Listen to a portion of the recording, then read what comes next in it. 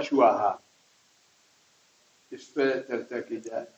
Multigrain पशु आहार का मतलब प्राकृतिक आहार की बात आ गई, जो प्राकृतिक है। तो अब हम लोग इतना गणित नहीं लगा पाएंगे कि हमारे पशु की कौन सी प्रकृति है, कफ की है कि पित्त की है, प्रधान कौन प्रकृति है इसकी। तो हम लोगों ने जैसे फीड बनाया है, जैसे डॉक्टर लोग को एंटीबायोटिक इंजेक्शन दे दो, उसी तरह से हम लोगों ने एक एंटीबायोटिक बनाया। एंटीबायोटिक में जैसे हमने मल्टीग्रेन आटा तैयार किया कि 500 ग्राम यदि हम गेहूं लेते हैं, उसमें हमें 100 ग्राम जौ डालना है, 50 ग्राम चना डालना है, 50 ग्राम मूंग डालनी है, 50 ग्राम आपका बाजरा है, 50 ग्राम ज्वार है, 50 ग्राम मतलब जो है मक्का है, और 10 ग्राम जीरा है, 10 ग्राम अजवाइन है, 5 ग्राम या 10 ग्राम हमने सेंधा नमक ले लिया। तो इस तरह से अगर हम अपना खाने के लिए, अपने खाने के लिए जब ध्यान रखेंगे, और फिर इसी के साथ में यदि हम पशु का भी अपने जोड़ देंगे मल्टीग्रेन दाना की, अपने जो गौवंश हमारे गाय हैं उनके लिए भी हमें कार्बोहाइड्रेट मैंने 6 पोषक तत्व चाहिए, 6 रस चाहिए, तो उसमें 18 पोषक तत्व जब हमें चाहिए तो उसे भी चाहिए। तो हमने इसी तरह से इसका हमें फीड भी तैयार करना है। और जैसे गांवों से हम देखते हैं कि हमारे गांव से जितना अनाज होता है सब पहले सीधे व्यापारी के पास जाता है, और व्यापारी के पास फिर वहां से हमारे गांव के ही हमारे भाई बंधु फिर वहां से बोरी खरीद लाते, दूधिया के पास दूध देते हैं जाकर के, और फिर वहां से वो लाते हैं, वही करें ये कपिला पशु आहार है, और कई फलाने पशु आहार, कितने प्रकार के आहार बना दिए। अब आप हमें ये बताइए, जब गांव से गल्ला गया तो जो व्यापारी ने खरीदा तो उसका कमीशन हुआ, फिर अड़तिया ने लिया, अड़तिया के बाद में फिर वो गल्ला गया जिसने यूनिट लगाई है इसकी, तो उसका सार भाग तो निकाल लिया। एक बार हमें बाबूजी ने दिखाया था, माननीय दर्शन सिंह जी बाबूजी ने, उनके मिल से भूसी जाती थी, तो मथुरा रिफाइनरी हम गए, वहां हम सत्य घटना बता रहे हैं आपको। मथुरा रिफाइनरी में जब गए वहां पे, तो उसका चावल का भूसी का तेल निकलता है, तेल निकलने के बाद वो कचड़ा बचा। अब कचड़ा जो किसान अपने खेत में डालने देते, सड़क किनारे भी लोग मना करते, टाउन एरिया वाले मना करते हैं, तो उसको कोई डालने नहीं दे रहा था।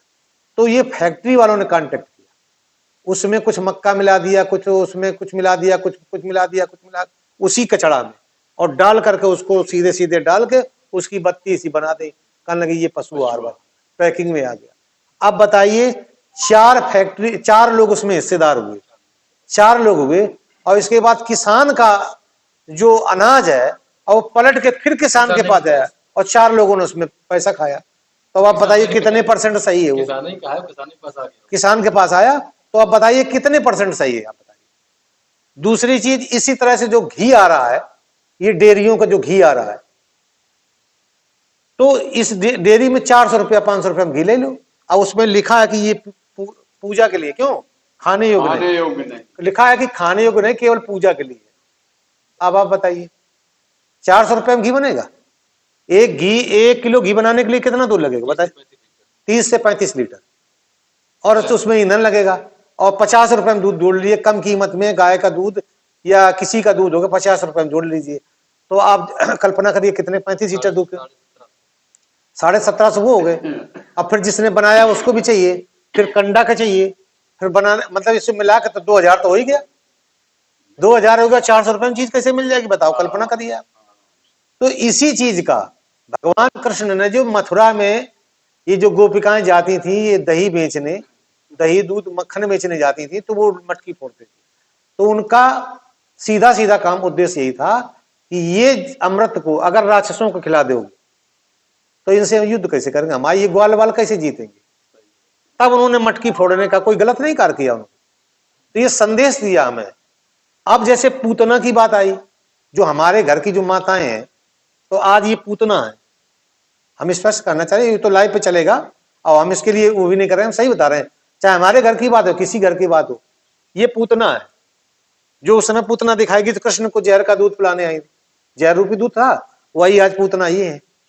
बच्चे फेना चाट रहे हैं और जहर वहां से डेयरी पर से मंगा कर घी खवा रहे, ये के लड्डू बांध रहे हैं, बांध रहे हैं, है ना। तो ये पूतना है, जिसके घर में गाय है और उसका दूध अगर नपा, तो ये आप मान लो अघा बगासुर के यहाँ गया, ये अघा बगासुर जो मारे थे ये कंपनी वाले अघा बगासुर हैं।